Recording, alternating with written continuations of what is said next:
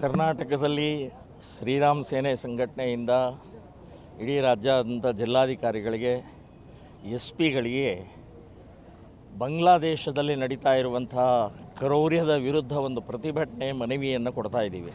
ಅದೇ ಮಾದರಿಯಲ್ಲಿ ಬೆಂಗಳೂರು ಮಹಾನಗರದಲ್ಲಿ BJPಯ ಕಚೇರಿ ಎದುರುಗಡೆಗೆ ನಾವು ಧರಣಿ ಮತ್ತು ಅವರ ಜಾಗೃತಿಯನ್ನು ಮೂಡಿಸುವಂಥ ಕೆಲಸವನ್ನು ನಾವು ಮಾಡಿದ್ದೀವಿ. ಮುಖ್ಯವಾಗಿ ಕೇಂದ್ರ ಸರ್ಕಾರ ಪಶ್ಚಿಮ ಬಂಗಾಳದಲ್ಲಿ ಅತ್ಯಾಚಾರ ಆಯಿತು, ಕಲ್ಕತ್ತಾದಲ್ಲಿ ಭಯಾನಕವಾದಂಥ ನಡೀತಾ ಇದೆ, ಕೇರಳದಲ್ಲಿ ನಡೀತಾ ಇದೆ.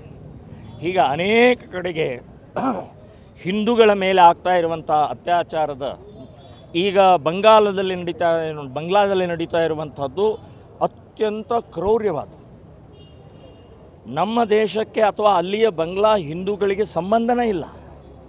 ಶಾಂತವಾಗಿದ್ದಂಥ ಹಿಂದೂಗಳ ಮೇಲೆ ದೌರ್ಜನ್ಯ, ಕ್ರೌರ್ಯ, ಕೊಲೆ, ಅತ್ಯಾಚಾರ ನಡೀತಾ ಇರುವಂಥದ್ದು ವಿರುದ್ಧ ಕೇಂದ್ರ ಸರ್ಕಾರ ಬಾಯಿ ಬಿಡಬೇಕು. ಅಷ್ಟೇ ಅಲ್ಲ, ಎಚ್ಚರಿಕೆ ಕೊಡಬೇಕು ಮತ್ತು ಆರ್ಥಿಕವಾಗಿ ಬಾಯ್ಕಾಟ್ ಮಾಡಬೇಕು.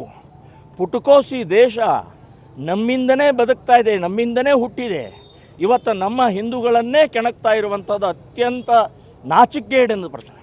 ಸೊ ನಮ್ಮ ದೌರ್ಬಲ್ಯ ರೀ, ಕೇಂದ್ರ ಸರ್ಕಾರ ಬಾಯಿ ಮುಚ್ಕೊಂಡಿದ್ದಕ್ಕೆ ಇದು ಮೇಲಿಂದ ಮೇಲೆ ನಮ್ಮ ಮೇಲೆ ಕ್ರೌರ್ಯ ತೋರಿಸ್ತಾ ಇರುವಂಥ ನೀಚ ನಿರ್ಲಜ್ಜ ಬಾಂಗ್ಲಾ ಕಿಡಿಗೇಡಿಗಳಿಗೆ ಉತ್ತರ ಕೊಡುವಂಥ ಪರಿಸ್ಥಿತಿ ನಿರ್ಮಾಣ ಆಗಿದೆ.